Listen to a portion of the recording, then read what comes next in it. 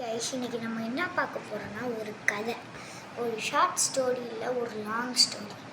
அந்த கதையோட ஸ்டார்டிங் என்னன்னா, இது டேரக்டாக நீங்கள் என் சேனல் சப்ஸ்கிரைப் பண்ணிங்கன்னா மறக்காமல் ராமு செல்லப்பான்னு ஒரு சேனல் இருக்குது, அதுக்கும் சப்ஸ்கிரைப் பண்ணி விட்டுருங்க. அப்புறம் இன்றைக்கி கதை நம்ம என்ன பார்க்க போகிறோன்னா, எப்படி சொல்லுது, ஒரு பேராசை பையன், ஒரு கைண்டான ஒரு பையன், ஒரு ஹெல்ப்ஃபுல்லான பையன். ஸோ இந்த 3 பேரில் யார் அந்த பண்ணுறாங்கன்னு பார்ப்போம். அந்த காலத்தில் ஒரு ராஜா இருந்தார். அந்த ராஜா என்ன பண்ணுறேன், அந்த ராஜா அவர் வயசு 43 ஆகிருக்கும். அவர் அவர் இறந்தோடனே அவர் பையனுக்கு யாராச்சும் ஆட்சி செய்ய கொடுக்கணும்னு ஒரு பிளான் பண்ணுறாரு. ஸோ அந்த பிளான் என்னன்னா, அவருக்கு 3 பசங்க இருந்தாங்க. ரெண்டு பசங்க ரொம்ப புத்திசாலியாகவும் படை வீரர்களோட ஸ்ட்ரென்த் இருந்தாலும் அவங்க அப்படி இருக்காங்க. ஒரு பையன் மட்டும் அவனுக்கு எதுவுமே தெரியாதுன்னு சுற்றிட்டு இருந்தான். ஏன்னா அவனுக்கு எதுவுமே தெரியாது. ஆனால் அவங்க அப்பாட்ட ரொம்ப பாசமாக இருப்பான், எல்லார்ட்டையும் ரொம்ப ஹெல்ப்ஃபுல்லாக இருப்பான் அந்த பையன்.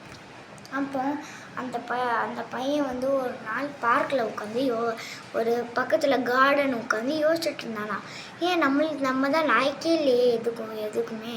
ஸோ அதனால் அந்த பையன் இதை விட்டுட்டு இந்த ராஜ்யமே எனக்கு வேண்டாம் அப்படின்னு சொல்லிட்டு பேக்கெல்லாம் பேக் பண்ணி அவன் வேறு ராஜ்யத்துக்கு கிளம்பிட்டான். கிளம்பிட்டு போகிற வழியில் ஒரு கிணறு இருந்துச்சான். அந்த கிணறுல என்ன சத்தம் கேட்டுச்சுன்னா, என்னை காப்பாற்றுங்கன்னு சத்தம் கேட்டுச்சான்.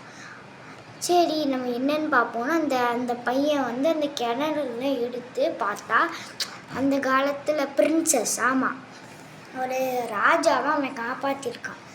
அந்த ராஜா ரொம்ப ரொம்ப நன்றின்னு சொல்லிட்டு அவனுக்கு எங்கே உன் ராஜ்யான்னு கேட்டாங்க, எங்கே நீ வாழ்கிறன்னு கேட்டாங்க.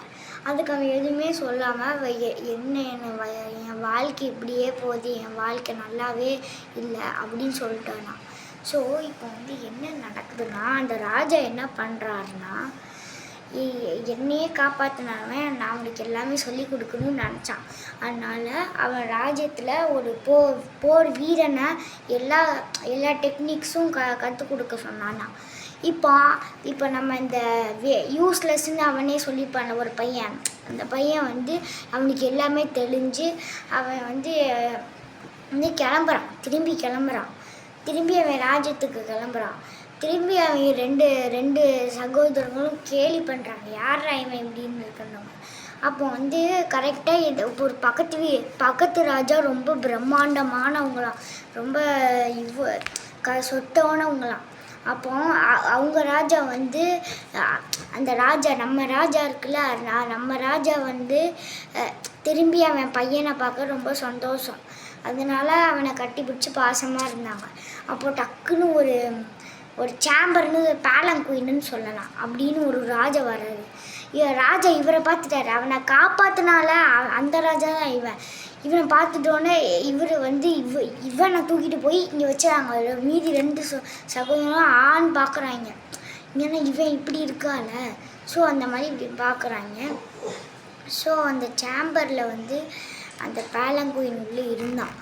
அப்படியே வரும்போது அவன் அந்த பக்கத்து வீட்டு ராஜா இருக்கால, பக்கத்து ஏரியா ராஜா ஒரு காம்படிஷன் பண்ணுறான். அந்த காம்படிஷனில் என்னன்னா, யார் போர்க்கலையில் ரொம்ப நல்லா இருக்காங்களோ அவங்க என் பொண்ணை கல்யாணம் பண்ணிக்கலான்னு சொல்லிட்டான். சரி, அந்த காம்படிஷனில் நம்ம 3 பசங்களும் இருந்தாங்களாம். இந்த 2 சகோதரர்கள் இவன். ஸோ அந்த காம்படிஷனில் சண்டை போட்டு 2 சகோதரர்களையும் கீழே விழுந்துட்டான். மீதி நம்ம இது யூஸ்லெஸ்ன்னு சொல்லுவாள், அவன் நிற்கிறான், முன்னாடி நிற்கிறான். அவன் நின்றுட்டு என்ன பண்ணுறான்னா, ராஜாவை கை தட்டி நீ அவனை கட்டி பிடிச்சி அப்படின்னு அவனோட பொண்ணை கல்யாணம் பண்ணி கொடுத்துட்டு ஜாலியாக இருக்கான். அப்போ இதோட ஸ்டோரியோட மாரல் என்னன்னா, உனக்கு எதுவுமே சொல்லன்னு தெரியக்கூடாது அப்படின்னு சொல்லக்கூடாது. உனக்கு தெரியும், எல்லாமே தெரியும், அதை நீ கற்றுக்கணும். அதுதான் இது. So bye guys. இந்த வீடியோ என்னடா ரொம்ப ஷார்ட்டாக இருக்குதுன்னு கேட்காதீங்க கைஸ். இந்த கதையே ஒரு இன்ஸ்பயர்டானதாக இருக்குது. அப்புறம் கைஸ் இன்னொன்று,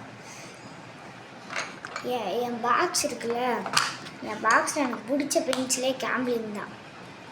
ஏன்னா ரொம்ப டார்க்காக இருக்கும். நீங்களும் அதை யூஸ் பண்ணுங்கள் கைஸ்.